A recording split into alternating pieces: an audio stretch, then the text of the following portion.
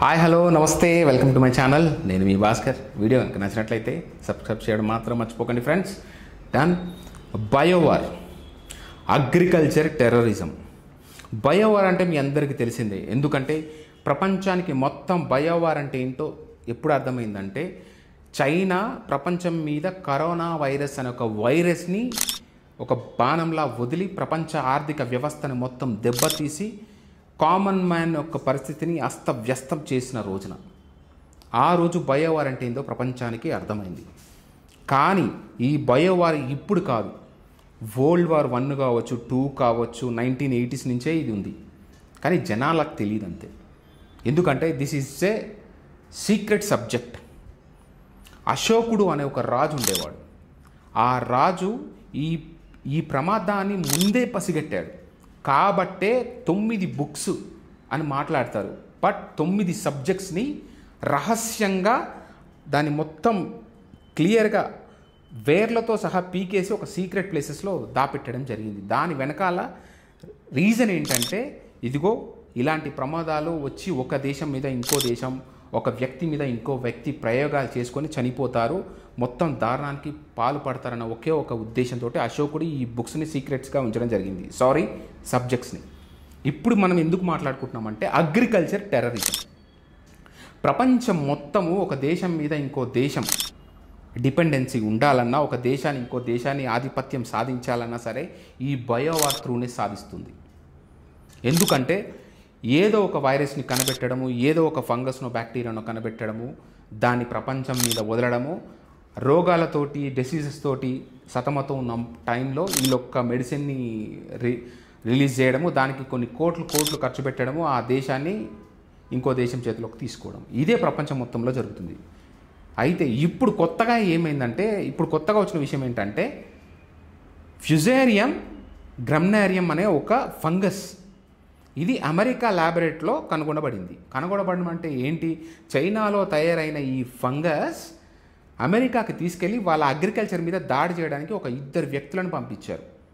కానీ అమెరికా ఏం చేసిందంటే, వాళ్ళిద్దరి మీద అనుమానంతో వాళ్ళిద్దరిని ల్యాబ్స్కి వెళ్ళి వాళ్ళ దగ్గర ఉన్న వస్తువులను టెస్ట్ చేయగా వాళ్ళ దగ్గర ఉన్నది ఆ ఫంగస్ని కనుగొనబడింది. ఈ ఫంగస్ ఎంత డేంజర్ అంటే, గోధుమలు కావచ్చు, జొన్నలు కావచ్చు, అదేవిధంగా వరి పంట కావచ్చు, ఇంకోటి కార్న్ అంటే ఏంది, మొక్కజొన్న, ఈ పంట కావచ్చు, వీటి మీద దాడి చేసి వీటిని ఫంగస్ అంటే బూజులాగా ఫామ్ అయిపోయి రూట్స్ కానించి, లీవ్స్ కానించి, స్టెమ్స్ కానించి మొత్తం తినేస్తుంది అనమాట. ఒకవేళ ఈ పంట బతికి బట్ట కట్టి రైతు చేతికి వచ్చినా ఈ పంట తింటే పాయిజన్తో సమానం. సో దీని ద్వారా వాళ్ళ ఆర్థిక వ్యవస్థ మీద ఒక పిడిగుద్దు గుద్దుతే అమెరికా చచ్చినట్టు తన చెప్పు చేతులకు వస్తుందని చెప్పి చైనా అభిప్రాయం. ఈ విషయాన్నే కన్ఫర్మ్ చేశాడు FBI సంబంధించిన డైరెక్టర్. అతని పేరు వచ్చేసి కశ్యప్ పటేల్. అమెరికానే ధృవీకరించింది, కన్ఫర్మ్ చేసింది. అయినా అమెరికా చైనా మీద దాడి చేయదు. పైగా రేపే ఎల్లుండే యుద్ధం చేస్తానని చెప్పిన ట్రంప్ కట్ చేస్తే కాల్ చేసి జింపింగ్ తోటి, హాయ్ ఫ్రెండ్, నువ్వు నేను ఫ్రెండే, సరే వేరే ఏదైనా ఉంటే తర్వాత చూసుకుందాం, నాకు అర్జెంటుగా రేర్ ఎర్త్ మెటల్కి సంబంధించిన మ్యాగ్నెట్స్ నాకు కావాలి, పంపించండి, you and me are good friends అని చెప్పి కాల్లో మాట్లాడతాడు సో కాల్ ట్రంప్. యుద్ధానికి తయారైన ట్రంప్ ఇగో ఇది పొజిషన్.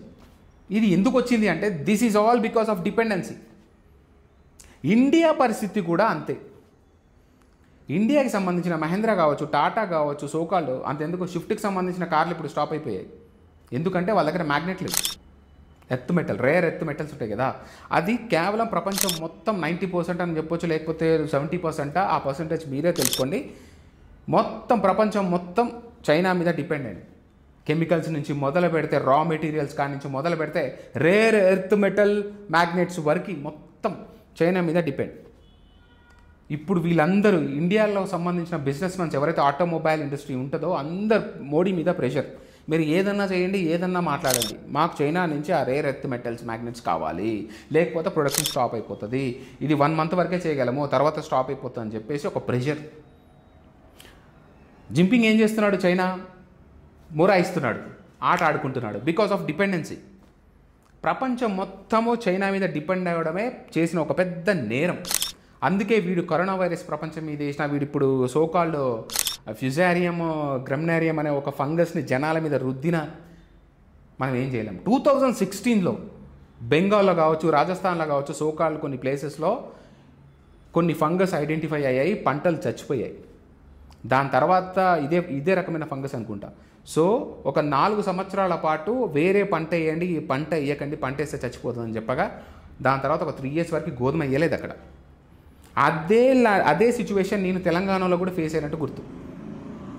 అసలు ఎందుకు వస్తుంది ఈ బయోవారు అగ్రికల్చర్ టెర్రరిజం మీద? ఎందుకు? ఇప్పటికే ఎన్నో ఇండస్ట్రీస్ కావచ్చు, ఫ్యాక్టరీస్ కావచ్చు, కరెక్ట్గా చెప్పాలంటే ఇప్పుడు మనము పంట వేయాలంటే రైతుకి విత్తనం వేయాలి. మన ప్రభుత్వం ఎంతవరకు చెక్ చేస్తుంది? ఆ ఇండస్ట్రీస్ని కావచ్చు, బయటి దేశాల నుంచి, యూరోప్ కంట్రీస్ కావచ్చు, చైనా నుంచి కావచ్చు, ఎక్కడి నుంచి కావచ్చు, ఫర్టిలైజర్స్ కావచ్చు, సీడ్స్ కావచ్చు వస్తున్నాయి. అసలు వాటిని కరెక్ట్గా టెస్ట్ చేస్తున్నామా? మనం గట్టిగా డిపెండ్ అవుతున్నామా వాళ్ళ మీద అనేది ఒక్కసారి ఆలోచించుకోవాలి. ఎందుకంటే వాళ్ళ ఫర్టిలైజర్స్ కావచ్చు, వాళ్ళ సీడ్స్ని కావచ్చు మనం వాడుకొని మన నేలని మనం చంపుకుంటున్నాం.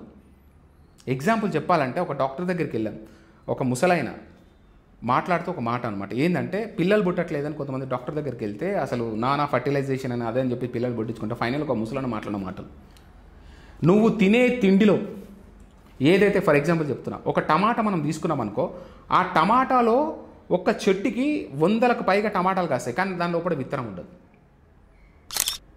అంటే ఒక టమాటా ఇంకో టమాటాని ప్రొడ్యూస్ చేయలేనప్పుడు అదే టమాటా తిన్న నువ్వు ఇంకా పిల్లల్ని పుట్టించగలుగుతావు. ఒక ముసలాయన ఇండైరెక్ట్గా అన్న మాటలు నేను క్లియర్గా ఎక్స్ప్లెనేషన్ చెప్పాను. ఇది నువ్వు పాత రైతులని ఎవరిని అడిగినా చెప్తారు. వై? బికాస్ ఒకప్పుడు పంట పండిస్తే వడ్లు కానీ లేకపోతే ఒక టమాటా కానీ నువ్వు ఏ విత్తనమైనా సరే ఏ పంట పండించినా సరే సగం పంట అమ్ముకున్న తర్వాత అందులో ఒక 20%, 25% అందులో నుంచి విత్తనాలు ఎక్స్ట్రాక్ట్ చేసి ఆ పంటకు యూజ్ చేసేవాడు రైతు. ఇప్పుడు మొత్తము ఫ్యాక్టరీస్ మీద కావచ్చు, లేకపోతే సీడ్స్ వేరే వాళ్ళ మీద డిపెండ్ అవుతున్నారు, ఆ విత్తనాల మీద డిపెండ్ అవుతున్నారు. ఆ విత్తనాలు ఇచ్చే ప్రయోజనాలేమో ఇవి. ఇంకా చిన్న లాజికల్గా చెప్పాలంటే మీరు ఎప్పుడైనా గమనించారా? ఇవి ఫారిన్ కంట్రీస్లో ఎక్కువ ఉంటాయి, ఇప్పుడు మన దేశంలో కూడా తయారైపోయింది. ఏంటంటే గ్రేప్స్ కావచ్చు, లేకపోతే వేరే ఏదైనా పంట వేసినప్పుడు పైన మొత్తము ఒక పరదలాగా కప్పేస్తారు, లేకపోతే జాలి రంధ్రాలు ఉండి మొత్తము పురుగులు కానీ ఇన్సెక్ట్స్ కానీ పట్టకుండా కరెక్ట్గా మొత్తం టాప్ మొత్తం కవర్ చేస్తారు. అది ఎందుకని ఎవరన్నా అడిగారా? మీరు ఎప్పుడైనా ఆలోచించారా? అది ఎందుకు పెడతారో తెలుసా మీకు? తేనెటీగలు వాటి మీద వాడకుండా. అని మా తేనెటీగలు వాగితే మంచిదే కదా రాబోయే అని మనం ఆలోచిస్తాం. కానీ ఎప్పుడైతే తేనెటీగ వచ్చి దాని మీద వాళ్తుందో అప్పుడు క్రాస్ ఫర్టిలైజేషన్ ఏదో జరుగుతుంది. అది జరిగినప్పుడు ఏమవుతుందో తెలుసా? ఆ ఏదైతే పండో కాయో సోకాల్డ్ సీడ్ ఏదైతే ఉంటుందో పండుతుందో దాని లోపల విత్తనం రాకుండా ఉంటుంది. ఒకవేళ తేనెటీగ వాళ్తే అందులో విత్తనం వస్తుంది. ఒకవేళ తేనెటీగ వాళ్ళేదాన్ని క్రాస్ పాలినేషన్ జరగకుండా విత్తనం రాదు లోపల. సో తేనెటీగ దాని మీద వాలకుండా ఉండడం కోసం చేసే పని ఇది. అంటే ఏంది? మన నోట్లో మనమే మట్టి కొట్టుకుంటున్నాం. ఇది క్లియర్గా అసలు గవర్నమెంట్స్ పట్టించుకోవాలి, ప్రభుత్వాలు పట్టించుకొని జనాలను ఎడ్యుకేట్ చేయాలి. లేకపోతే ఇది ఎక్కడికి పోతుందో ఎలా పోతుందో ఎవ్వరికీ తెలియదు. ఏంటంటే కస్టమర్స్ యూస్ కోసమో కస్టమర్స్ ఎప్పుడు సీట్ లేని పండ్లను కోరుకుంటున్నాడు, సోకాల్ అని చెప్పి ఇదంతా ప్రాపగాండా అబ్బా. జనాలు ఎందుకు కోరుకుంటారు? నువ్వు మంచి పండి, న్యూట్రిషన్ ఉన్న ఫుడ్, ఫర్టైల్ ఫుడ్, నువ్వు సీడ్ లేని ఫుడ్ ఇస్తే ఎవడు కోరుకుంటాడు చెప్పండి? సో ప్రపంచం మొత్తంలో దిస్ ఈజ్ ఆల్ ప్రాపగాండా. ఇదంతా బిజినెస్. కామన్ మ్యాన్ యొక్క హెల్త్ తోటి సంబంధం లేదు. వాడు ఏ దేశమన్నా కానీ మనిషి ఇంపార్టెంట్. కరోనా వైరస్ వచ్చినప్పుడు మీ అందరికీ తెలుసు, వాడు స్ప్రెడ్ చేసినప్పుడు చైనాను వాడిని మనం మస్తు తిట్టుకుంటాం. కానీ మన సొంత మనుషులు, మన ఇండియా వాడే, మన సిటీజన్ ఒక పెద్ద హాస్పిటల్ ఉంటుంది, ప్రైవేట్ హాస్పిటల్, ఆ దగ్గరకు పోవచ్చు. ఎందుకంటే గవర్నమెంట్ హాస్పిటల్ సంగతి వదిలేసేయండి, ప్రైవేటా గవర్నమెంటా తర్వాత సంగతి తర్వాత. అక్కడ బెడ్ దొరకాలంటే 1,50,000 రూపాయలు. ఇక్కడ దోచుకుందేవాడు నీ సొంత సిటిజనే, నీ దేశస్తుడే, భారతీయుడే. వాడు చైనా వాడు ఏదైతే బిజినెస్ చేస్తున్నాడో ఇక్కడ మన భారతదేశంలో మనోడు మన నగరంలో గట్టిగా మాట్లాడితే మన కాలనీలో ఒక హాస్పిటల్ ఉంటే ఆ హాస్పిటల్లో కూడా దోసుకునేది ఇదే. ఒక ఆక్సిజన్ పెడతాడు, ఏ మెడిసిన్ ఇస్తాడో మనకు కూడా తెలియదు. ఏ డాక్టర్ కానీ ఏ బిజినెస్ మ్యాన్ కానీ నీడ్ కావాలి వాడికి. ఎప్పుడైనా సరే కన్జ్యూమర్ కస్టమర్ ఎవడుకుంటుంది? కస్టమర్కి నీడ్ ఉంటేనే కదా ఏదైనా సరే. ఒక డాక్టరు ఒక పేషెంట్లా చూస్తలేడు, కస్టమర్లా చూస్తున్నాడు. అందుకే మీరు హాస్పిటల్కి వెళ్ళినప్పుడు చూడండి, నేను చాలా హాస్పిటల్ అబ్జర్వ్ చేసాను, కస్టమర్ అని రాస్తాడు. అదేంటి కస్టమర్? పేషెంటే కదా అమ్మ. డాక్టర్ అంటే దైవంలాగా చూసాం అంటే దైవం అంతా పోయిందండి, అంతా బిజినెస్. ఒకవేళ పేషెంట్లు రాకపోతే పేషెంట్లు వచ్చేలాగా చేసుకుంటారు. ఎలా? ఇలాగే గిరోస్ స్ప్రెడ్ చేయడం వల్ల ఇదంతా ఒక మెడికల్ మాఫియా కరెక్ట్గా మాట్లాడాలంటే. సో అసలు నేను ఏం చెప్పదలుచుకున్నానంటే microbiology is nothing but, biowar is nothing but, germs ఉంటాయి, ఫంగస్ కావచ్చు, బ్యాక్టీరియా కావచ్చు, వైరస్ కావచ్చు, ఇవి ఒక ఏజెంట్స్ లాగా పనిచేస్తాయి. సో వీటిని యూజ్ చేసి ఒక మనిషిని ఇన్ఫెక్ట్ చేస్తారు. అదే ప్రాణి, మనిషి అయినా కావచ్చు, చెట్టు అయినా కావచ్చు. So this is nothing but, నీకు కరెక్ట్గా చెప్పాలంటే ఇది ఒక సబ్జెక్ట్ అండి. ఈ సబ్జెక్ట్ మీకు అశోకుడికి సంబంధించిన 9 బుక్కుల్లో కొన్ని బుక్స్ ఉంటాయి. ఇది ప్రాపగాండా ఒక బుక్ అనమాట. ఏంటంటే ఏమి లేకపోయినా 10 సార్లు ఇంపోజ్ చేశాక రైట్ ఇదే ఉండొచ్చు అనుకుంటారు. ఇంకోటి ఫిజియాలజీ, నీ నాడీ వ్యవస్థలో నీ నరాలు, నాడి, నీ మొత్తం అనమాట. ఒక మనిషిని పడుకోబెట్టచ్చు, లేకపోవచ్చు ఈ నాడీ వ్యవస్థను చూసి. మర్మకళ విద్య తెలుసు కదా, కమల్ హాసన్ ఒక దాంట్లో ఇలా అంటాడు కదా భారతీయుల్లో, సేమ్ దట్ ఈస్ ఫిజియాలజీ. అంటే ఏంటి, నీ బాడీకి సంబంధించిన మొత్తం సబ్జెక్టు అందులో ఉంటుంది. సో అదే కాకుండా మైక్రోబయాలజీ అంటే ఏంటంటే ఈ జెమ్స్ని యూజ్ చేసి పాజిటివ్ గాను నెగిటివ్ గాను యూజ్ చేయొచ్చు. మీకు పచ్చిగా మాట్లాడాలంటే దీనే బ్లాక్ మ్యాజిక్ అని కూడా అంటారు. ఎందుకంటే మాయలు, మంత్రాలు, మ్యాజిక్లు అంటారు కదా. సో వాళ్ళకి ఇది సడన్గా అయ్యేసరికి అసలు ఏం జరిగింది ఏంటంటే నెగిటివ్ ఎనర్జీ మన కంటికి కనిపించలేదు కదా, సూక్ష్మం, అందులో ప్రయోగించడం వల్ల మనుషుల పడి కాబట్టి మాయలు, మంత్రాలు, సోకాలు కావచ్చు. But this is purely science. ఈ జెమ్స్ని దీన్ని యూజ్ చేసి మనిషిని అటాక్ చేసేవాళ్ళు. సో ఇది గమనించిన అశోకుడు దీన్ని బ్యాన్ చేయడం జరిగింది, ఈ 9 బుక్లని. ఇది అంతెందుకండి, నార్మల్ ఎలిమెంట్స్ ఉంటాయి కదా, ఐరన్ కావచ్చు, లెడ్ కావచ్చు, వీటన్నిటిని కావాలనుకుంటే మన దగ్గర ఉన్న టెక్నాలజీ తోటి, ఆ సైన్స్ తోటి ఆ మెటల్ని బంగారంగా మార్చవచ్చు. అట్లాంటి టెక్నాలజీ ఉంది అప్పట్లో. ఇది ఒక సామాన్య ప్రతి కామన్ మ్యాన్కి ఇది కనుక చేతిలోకి వెళ్తే ఎప్పటికైనా ఇది ప్రమాదము, దేశానికే కాదు జనాలకే ప్రమాదము. ఇలాంటి నాలెడ్జ్ ఉండకూడదు, దీన్ని దాపెట్టాలని చెప్పి దీన్ని హైడ్ చేశాడు అశోకుడు. ఫర్ ఎగ్జాంపుల్ చెప్పాలంటే న్యూక్లియర్ బాంబు వచ్చిన తర్వాత ఒకడి మీద న్యూక్లియర్ బాంబు ఒకడు కనుక్కున్నాడు, వాడెళ్ళి ఇంకోని మీద వేస్తాడు. అప్పుడు ఏమవుతుంది మీకు ఎగ్జాంపుల్ తెలుసు, నాగసాకి, హిరోషిమా.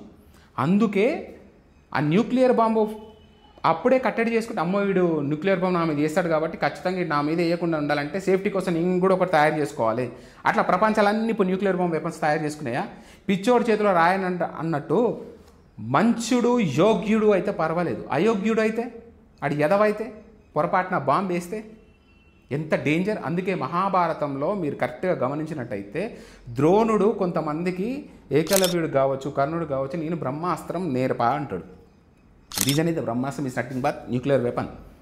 ఎందుకు నేర్పనంటే పిచ్చోడై కాదు, మనిషి పద్ధతిని బట్టి, మనిషికున్న డ్యూటీని బట్టి వీటికి నేర్పిస్తే ఏంది, నేర్పియకపోతే ఏంది, ప్రమాదం ఉంటుందా అని చూసి నేర్పిస్తాడు. ఏదైనా సరే చిన్నపిల్లడి చేతికి కత్తి అయితే ఇవ్వగలను, అదే టెర్రరిస్ట్ చేతికి కత్తిస్తే ఏమవుతుంది, సేమ్. దాన్ని కూడా చాలామంది సోకాల్డ్ సూడోస్ అంటారా, వాళ్ళని ఏమంటారో వాళ్ళందరూ తిడుతూ ఉంటారు మహాభారతాన్ని, దానిలో ఉన్న యాక్చువల్గా రియాలిటీ తెలియక.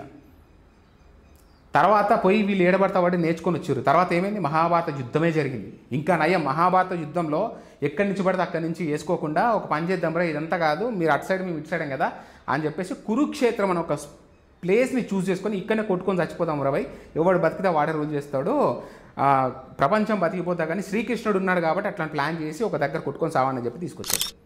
కానీ ఇప్పుడు ఎక్కడ పడితే అక్కడి నుంచి బాంబులు వేసుకుంటే ప్రపంచం మొత్తం నాశనమే. దీనికోసమే అప్పుడు కృష్ణుడు తీసుకున్న డెసిషన్ కావచ్చు, లేకపోతే ద గ్రేట్ కింగ్ అశోక కానీ ఆ 9 బుక్స్ని 9 సబ్జెక్ట్స్ని బయటికి రాకుండా చేశాడు. సో ఇది ఫ్రెండ్స్, చైనాని మనము ఎదిరించలేము అన్లెస్ అంటిల్ ప్రపంచ దేశాలని దాని మీద డిపెండెన్సీ ఆపుతే తప్ప. రేర్ ఎర్త్ మెటల్ కావచ్చు, రా మెటీరియల్ కావచ్చు, మ్యాగ్నెట్స్ కావచ్చు, ప్రపంచం మొత్తం దాని మీద డిపెండ్ అయ్యింది. ఏ దేశమైనా సరే ఎక్స్ట్రాక్ట్ చేస్తుందేమో తెలియదు, లోపడున్న రేర్ మినరల్స్ కావచ్చు, ఎర్త్ మెటల్ కావచ్చు, అవన్నీ కావచ్చు. కానీ దాన్ని ప్రాసెస్ చేయడానికి ఇంకొక ప్రాసెస్ ఉంటుంది. That is not that easy. అందుకే ప్రపంచాలన్నీ చైనా మీద డిపెండ్ అయి ఉన్నాయి. చైనా ఆట ఆడుతుంది. ద బయోవార్ కావచ్చు, రేపు ఫ్యూచర్లో మీకు సీరియస్గా చెప్పాలంటే ప్రపంచాల మీద ఆల్రెడీ మీద దాడి చేస్తుంది, దాడి చేస్తుంది. ఇవన్నీ ఎలా ఆపుతాయి అని అంటే అన్లెస్ అంటిల్ కామన్ మ్యాన్కి అవేర్నెస్ వచ్చేంత వరకు. కామన్ మ్యాన్కి అవేర్నెస్ అంటే ఏంది, మనం తెలుసుకున్నా మనం ఏం చేయలేము, మన పైన ఉన్న లీడర్సే తేల్చాలి. మనం అందరం ఒక బిజినెస్ మ్యాన్ చేతిలో ఉన్నామండి, అంతే సింపుల్. ఇంకోటి, మీరు అశోకుడి 9 బుక్కుల గురించి తెలుసుకోవాలని మీరు అనుకుంటున్నారా? 9 సబ్జెక్ట్స్ ఏవైతే ఉన్నాయో వాటిని మొత్తం మనిషికి దొరకకుండా ఎప్పుడైతే భూస్థాపితం చేశాడో సోకాల్డ్ కనిపించకుండా కనుమరుగు సూక్ష్మ రూపంలోకి పంపించాడో ఆ 9 సబ్జెక్ట్స్ గురించి మీకు తెలియాలంటే కింద కమెంట్ చేయండి, నేను ఎక్స్ప్లెయిన్ చేస్తాను. అసలు ఏముంది ఆ 9 బుక్స్లో అంత గొప్ప బుక్సా అంటే ఎస్ దే ఆర్. ప్రపంచాన్ని శాసించవచ్చు ఆ 9 బుక్కుల నాలెడ్జ్లో ఏ ఒక్క బుక్ దొరికినా సరే. ఇంకా 9 బుక్కుల గురించి మీరు ఆలోచించండి. It's a pure science and subjects. Propaganda అంటే ఏంది, ఒక మనిషిని ఎలా మన చేతిలోకి తీసుకోవడము. ఫిజియాలజీ అంటే ఏంటి, మన బాడీలో ఉన్న నాడీ వ్యవస్థ, నర్వ్స్ వ్యవస్థ కావచ్చు, ప్రతి ఒక్కటి మన కంట్రోల్కి ఎలా తెచ్చుకోవాలి. ఇంకోటి మైక్రోబయాలజీ మీకు ఇప్పుడు చెప్పింది, ఇంకోటి లైట్ గురించి. ఇలా చాలా సబ్జెక్ట్స్ అండి, మొత్తం 9 సబ్జెక్ట్స్ ఉంటాయి. వీటి గురించి మీకు కావాలంటే కింద కమెంట్ పెట్టండి, నేను ఎక్స్ప్లెయిన్ చేస్తాను. Okay friends, until then bye friends. Please subscribe చేయడం మాత్రం మర్చిపోకండి. Thank you.